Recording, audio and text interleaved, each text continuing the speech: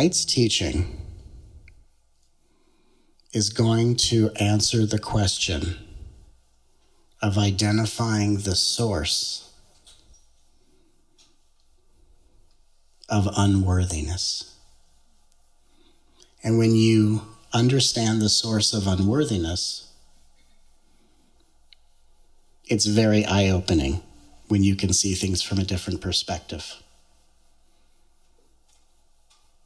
And just to set the teaching up a little bit, part of the limitation of the old spiritual paradigm is that the old spiritual paradigm was assuming that the spiritual path was a one-size-fits-all type of journey, that every single person is on the same spiritual path and thus needs the same type of teachings and practices. And what we're finding out in the new paradigm is that you have to have a spiritual path that matches and speaks to your personal experiences. And so to make it very easy to understand, there are two basic paths on the spiritual journey. If you're here in this room, watching this video at home on YouTube, whether thumbsing up or thumbsing it down, you're by and large on a heart-centered trajectory. You're on the heart-centered spectrum.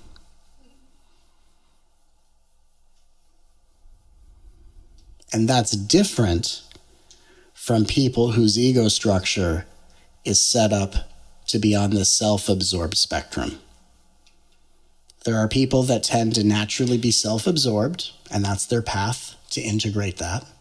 And there are some people that are just hardwired to be more selfless, and that is an equal but different integration.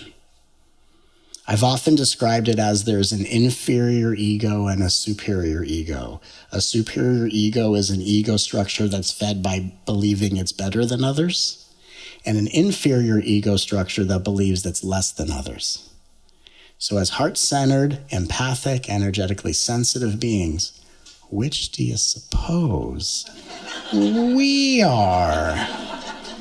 Right? We wouldn't be caught dead thinking we're better than other people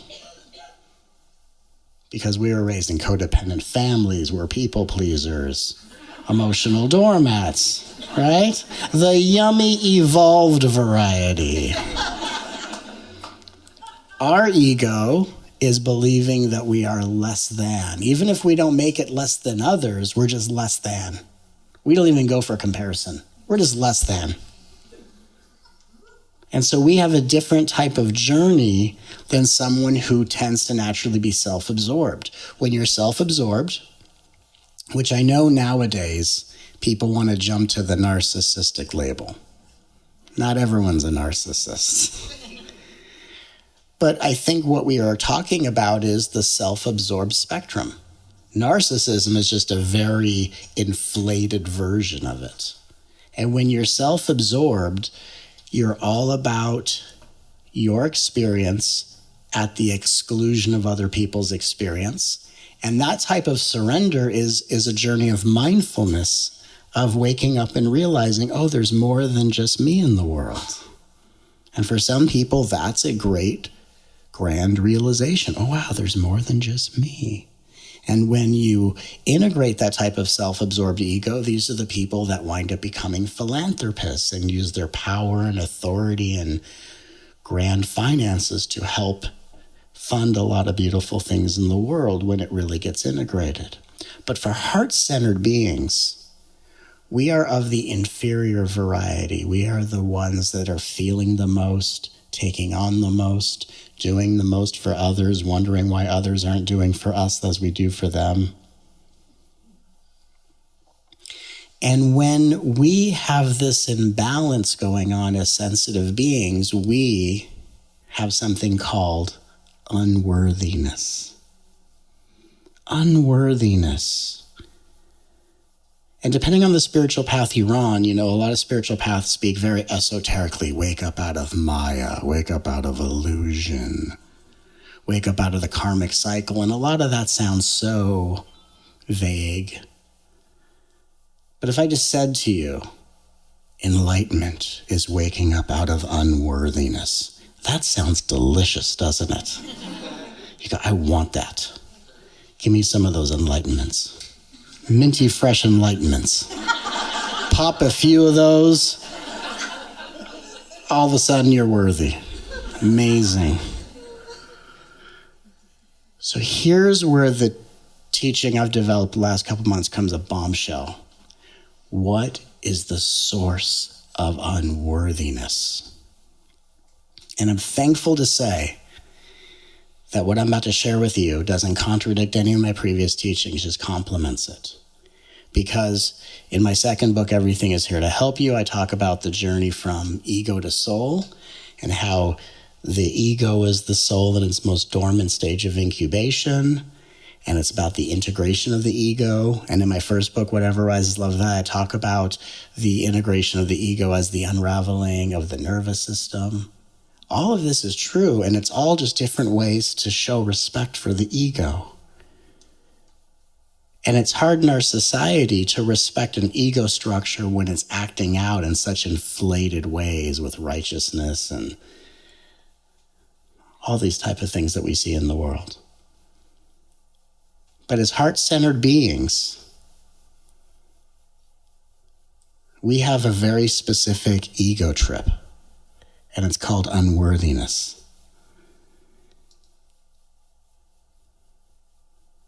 And you know what the cause of unworthiness is? It will blow your mind. Here's what's going to happen. I'm going to tell you what it is, and you're going to say, stop, not true. And then I'm going to unpack this teaching.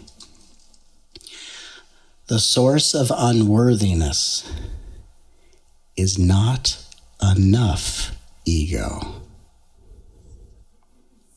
Stop. Matt, go home, cut his mic. Now he's just making up new teachings. Not enough ego. I've sat with this for 3 months to really, really unpack it. Because here's the insight. You actually need to have some ego in order to integrate your ego. The old teaching is no ego. Now here's the thing. When you go through awakening, there is a drastic shift of consciousness where you go from being this character whose whole, you are the center of your entire universe. And all of a sudden that character just shoots out of your ears. And you experience oneness and you have this profound view. That doesn't mean there's no ego. That means the ego gets integrated and you're no longer viewing yourself as an object or a character in comparison to other characters. Who I am based on how my family views me. How do I see myself when people reject me? So when you wake up, you're waking up out of object consciousness to where you as the witness and what you're witnessing are not two separate reference points. But that doesn't mean there's no ego, because an ego's job is to help you be independent, self-reliant, and self-sufficient. And there's a lot of us on this journey who get blasted into awakening and can't take care of ourselves.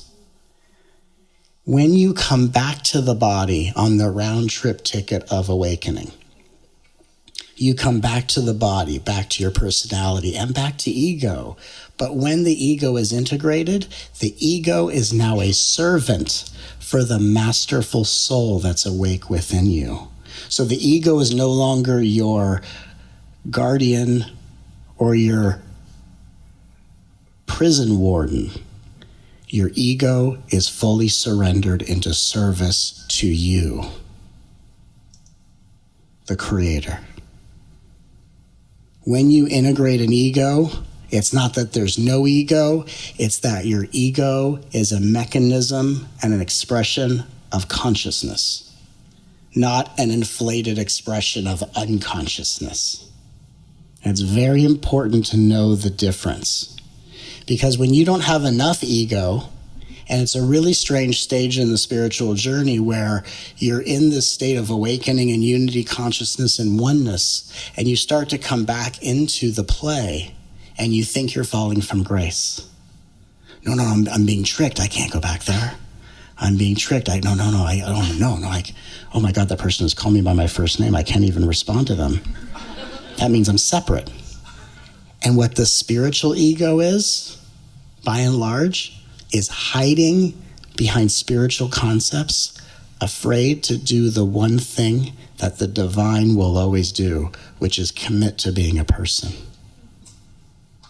You want to be completely enlightened and transcendent? Be an individual. Be a person. Stand up for yourself. Have boundaries. Have pride. Have confidence. Have self-esteem. It's easy to be awake when you and not like yourself. Oh yeah, who I used to be was an illusion. People who think who they used to be were illusions didn't like themselves. That means they didn't like the character they were portraying. But the real awakening is coming back to yourself and experiencing yourself as the greatest desire the universe has to be a person in form. You are the universe's greatest desire. The universe wants to be you all the time.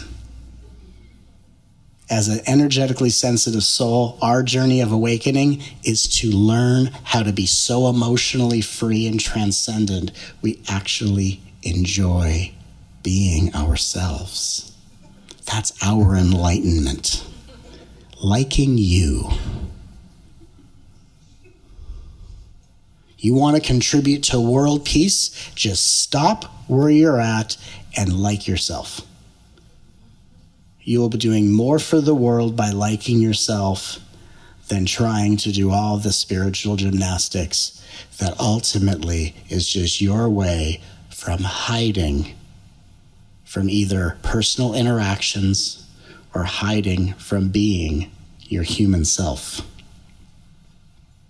When you are a self-absorbed ego, a superior ego, and you have this inflated view of yourself, the spiritual journey is humbling. Oh my God. It's not all about me, this character. There's a higher power I surrender to.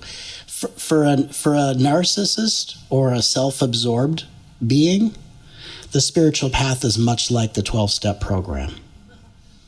I can't do this myself. There's a higher power. I surrender. And here's the thing. That's the path that we thought we were supposed to be on too. But you want to know how you know that's not your path? Because you do those steps and nothing gets better. You just get more inferior and insecure and worried and small. And our meditation is to sit in a quiet room and wonder who's thinking about us. Why do they hate me? Maybe I hate me.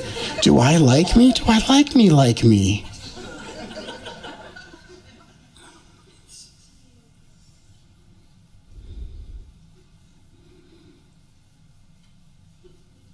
If we were any more steeped in people-pleasing, we wouldn't even talk to ourselves because we wouldn't want to bother ourselves.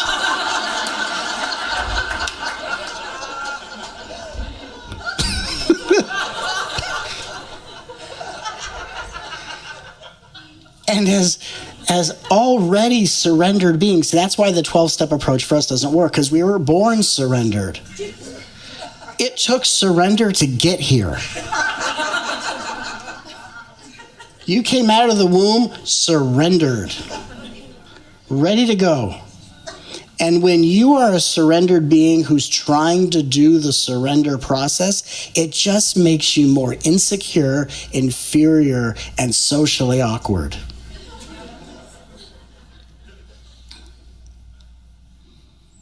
Where you feel like just breathing and existing around other people is imposing onto other people. Right? Excuse me, I'm going to stand behind you in this grocery store line as long as it's okay with you.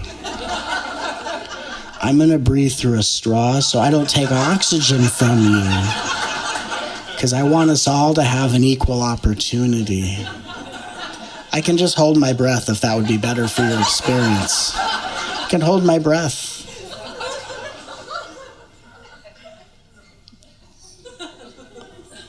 That's our trip. If you're self-absorbed, the mantra is, it's all about me. When you're an energetically sensitive soul, it's what about me? Left out, separate. I give too much. People don't give me back what I give them. Resentment, heartache, abuse, abandonment, neglect. And do you know what spares you of this? Actually having the right to have an ego.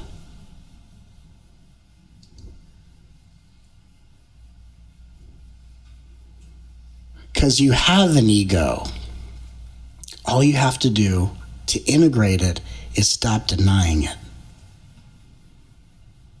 Because those old teachings of no self and all that stuff, and believe me, I have experienced living experiences of those teachings on a daily basis. But you spend about 5 minutes of your journey in those deep teachings, and if you stay in those teachings too long, it becomes like an emotional graveyard.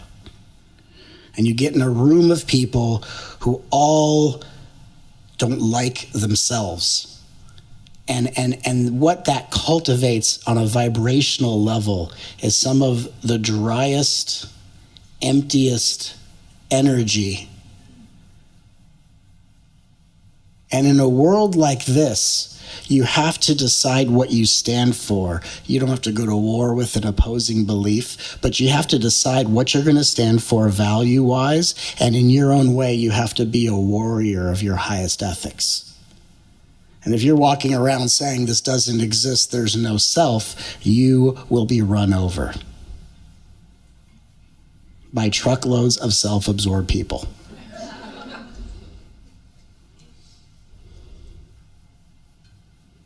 The key is integrating your ego. On an energetic level, we call that being grounded, fully embodied, taking care of yourself, nourishing your body, knowing when your energy is low, how to replenish it. When you're in a conversation, I think this is too much for me. I need to end the conversation and have some boundaries. I think this is too much for me. Oh, I didn't create the boundary. Here comes anger and resentment. Oh, I can't get that on the person. Passive aggressive. Passive aggressive. Nope, not going to let passive aggressive out. Just going to fester inside me so it doesn't get on them. Indigestion.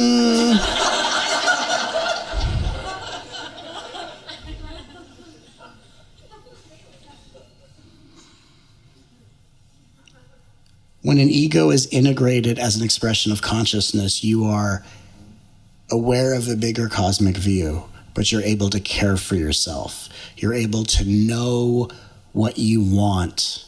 You're able to acknowledge what you need. You're able to desire without thinking your happiness belongs to some outcome or situation that's not here right now. You know that when you don't get what you want, it's because you're getting what you need. There's a certain level of sanity when your ego is integrated. You're a spiritual being, but we don't hide behind these topics as the only conversation we want to have.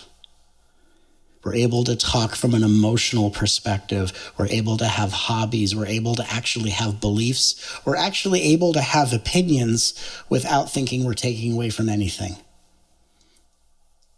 And we don't need to judge other people for being self-involved, self-absorbed, and self-inflated because we know their journey of integration and awakening is just as intense as ours is waking up out of unworthiness. And that's where mindfulness and compassion comes from.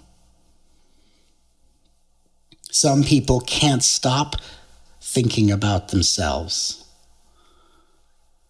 We can't stop wondering who is or isn't thinking about us.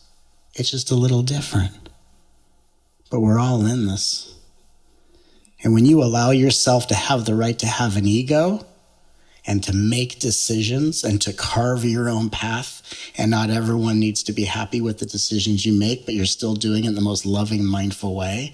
And even when other people aren't really happy with what you're doing, you're at least speaking and loving and responding to people with utmost respect and love.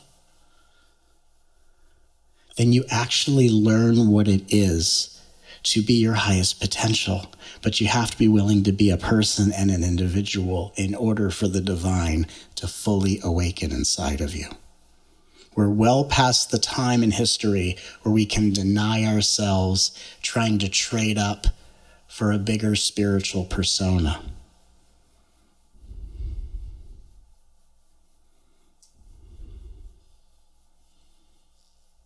And when we are a part of the love revolution, we are willing to be exactly where the brightest light of divinity is, which is in your body, loving being you.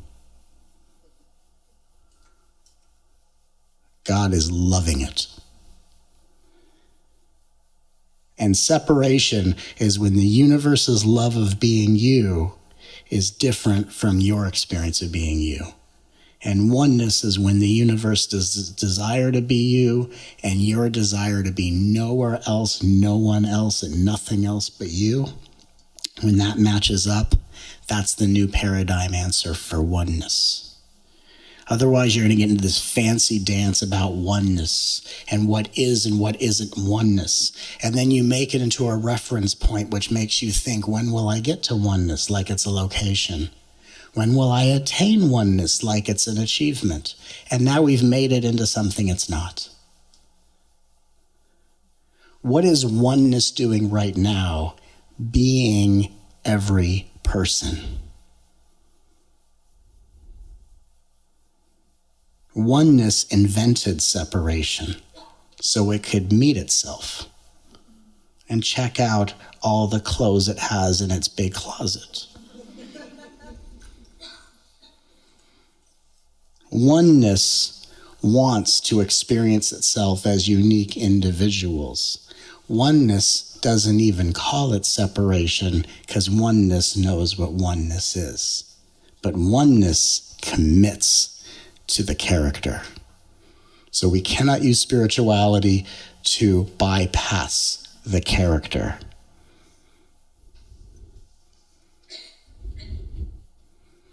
Bunch of spiritual scholars. He finally said the word, bypass. You cannot bypass being a person. Which is why you're always in life in these circumstances where you have to make a decision. And if you try to be in this old school, I'm going to be instead of do, you're going to get a third right.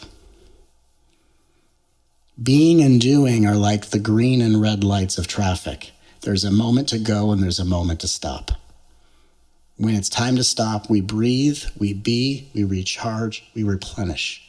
And when the light goes from red to green, you floor the accelerator and you get to where you got to go. But to try to make it all doing or all being and flip-flop back and forth, we got to bring it all together. And when you're integrated, all of your doing comes from a state of being, so it actually uplifts and energizes your field instead of depleting it. So this is about integration of the ego, and you have to actually have an ego to integrate it. Otherwise, you're going to walk around at this dinner party called life, refusing to wear a name tag and thinking that's freedom. That's not freedom, that's non-commitment. Oh, where's your name tag? What's your name? Oh, I don't define myself by letters and sounds. Really? Yes, it just pulls on my liberation way too much. Really? Your liberation is so deeply entrenched, it can be threatened by letters and sounds? Really? That's not strong liberation. You can empty a can of alphabet soup. Whoa, whoa, whoa, whoa. Whoa there. Might spell something. Letters and sounds, letters and sounds. If you are liberated, you are the light of the universe that nothing can touch. And the old school version of liberation is thinking some crack opening, some opening of awakening is the whole thing. And any little thing can bump us out of our experience. It's like we're walking around with like a basket of fruit on our head. When you're really liberated, you can commit to this play, you can have fun, you can be polite, you can be irreverent, you can be unique, you can be creative, you can be all that you are. And you don't have to worry about keeping it straight, because there are all sides to your divinity. There's an inspired you. There's a introspective you. There's a creative you. There's a remorseful you. There can be a sad you. There can be a fearful you.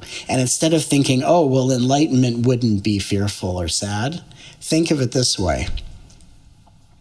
It takes being completely liberated and emotionally free to actually have the right to be sad.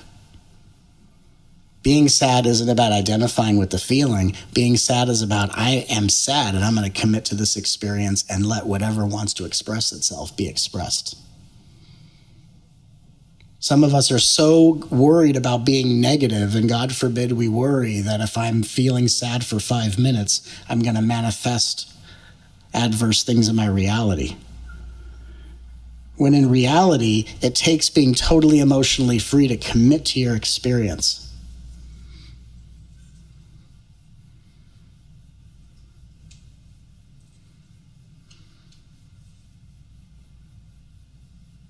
Someone asked me, how's my experience? Most times I say, amazing, because that's my experience, amazing. If it wasn't, I would totally say it.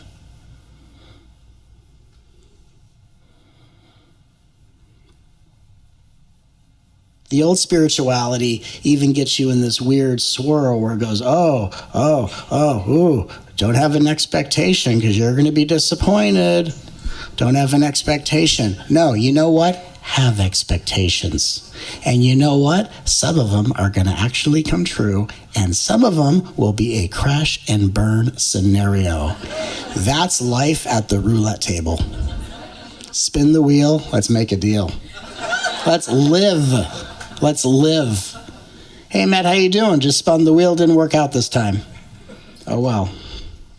When you fully commit to your experiences, they won't hurt that much. The reason our experiences hurt is because we don't commit to them. And if you want to heal sadness, you have to first be sad. If you want to heal fear, you have to actually be afraid and not try to psychoanalyze your way out of it. Not try to figure your way out of it. Before you can heal it, you have to be it.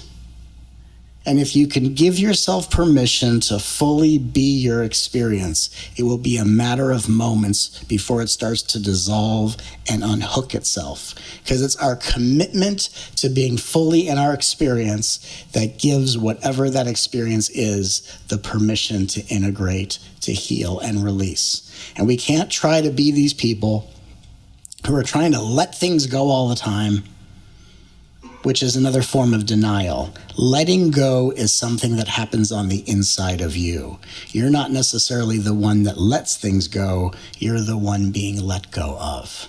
And it will let go of you when you fully allow it to express its truth inside of you. Give it a microphone, turn on the lights, and let it have its little say. And say to your heart or to your mind, thank you for sharing that with me. Thank you for sharing your secrets with me. You must trust me. I love you. Be a person. Be a person. Because that's where the real richness of spirituality is. That's where Rumi lives. I want to be where Rumi lives. That's what I want. There's a field. I'll meet you there. It's great. Great. Or another one of my favorite poets, Mr. David White. Right? And the line is this: make yourself a door through which to be hospitable even to the stranger in you. That's gangster. Make yourself a door through which to be hospitable even to the stranger in you. That's yummy. That's yummy. Because at the end of the day, and again, there are awakenings where who you were as this character disappears for a period of time. And there are teachings that emphasize and help us through those stages, and they're very helpful for certain stages of the journey. But we're at a stage in evolution where there are some spiritual beings who are going around professing certain teachings because they think it's the highest teaching, the highest answer in the back of the book. And there's nothing stranger and nothing more heartbreaking than people who are propagating a certain level of truth and thinking it's the highest truth and thinking it's in vogue to deny the individual self because they don't want to be excluded. Isn't that ironic? Here's the reality. We all want to belong. We all want to know we have a purpose. We all want to know that there's a bigger plan for all of us. And there is. But you have to be a person first. Because if you're not a person, you'll never know the divine. Because what's the divine doing? Being all people.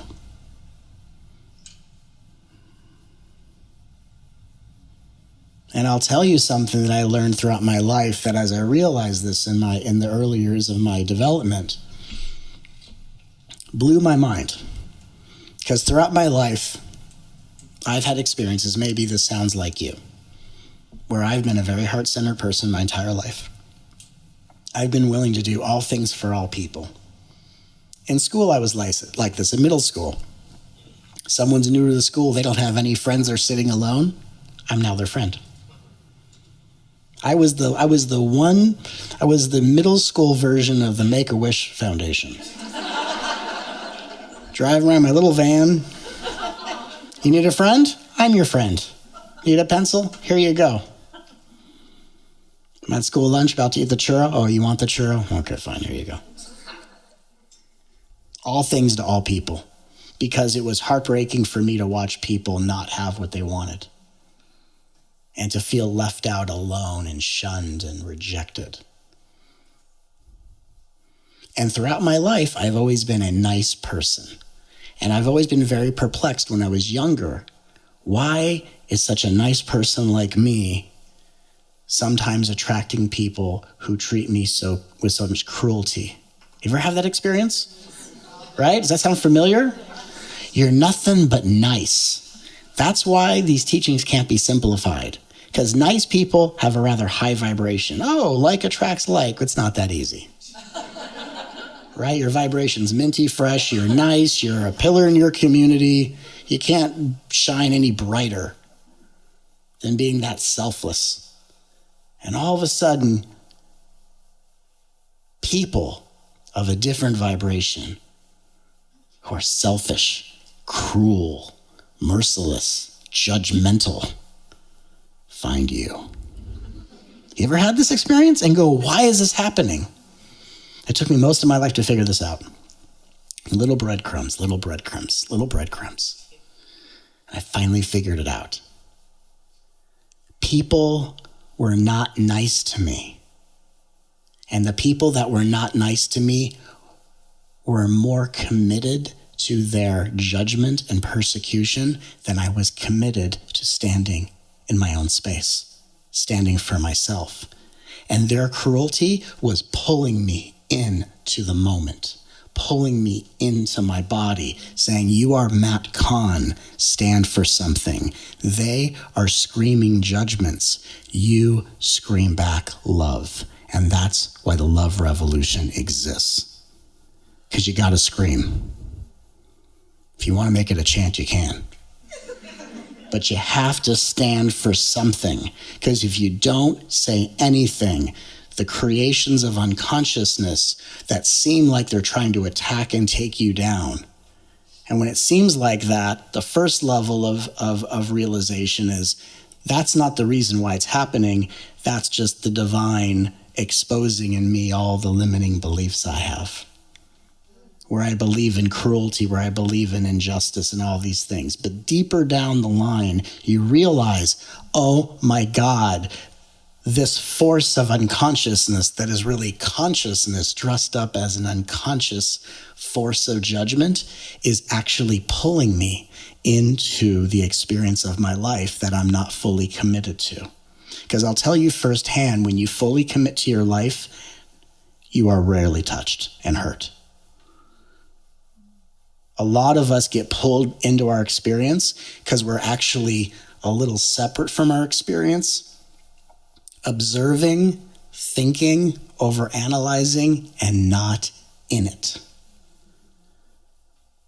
So life, as weird and wacky as this world seems to be, and every day, if you see it from a certain judgment, seems like it's going crazy. But what life is doing, like a cyclone or a hurricane of consciousness, all of us that are conscious beings who don't know that our journey is fully committing to our experience are on the periphery, on the outside, and are getting pulled into the eye of the hurricane. And life is saying, commit to this. And what our problem is we say, I'm not going to be a part of the world until it's the kind of world I want to live in. And life's like, that's not how this works. Because it takes the angelic presence, it takes the consciousness, it takes the radiance of your vibration fully committing to this world to make it into the heaven on earth you want to see. And we can't stand on the outside waiting for heaven to dawn, then we're going to waltz in and have a committed experience. No, we have to actually be a part of the world and go, okay, little crazy, roll up your sleeves, kind of the wild, wild west. These people are screaming judgments. I am going to proclaim the glory of love. And I'm going to stand for my experience so definitively that people who judge will stop in the midst of their judgment and go, that's a person I might be interested in getting to know. And all of a sudden, unconsciousness starts to be reformed. But we have to commit to our experience. And when you really understand that, it's actually a really incredible revelation. That our oneness is about committing to the character, committing to our personalities, to having likes and dislikes that, by and large, don't really mean much. You go to your favorite restaurant when you're with an integrated ego. You waited all day to order your favorite dish. You go there, I'm sorry, we're all out of that today. No big deal. No big deal. Everything's held with a very open hand. No big deal, but you have to commit.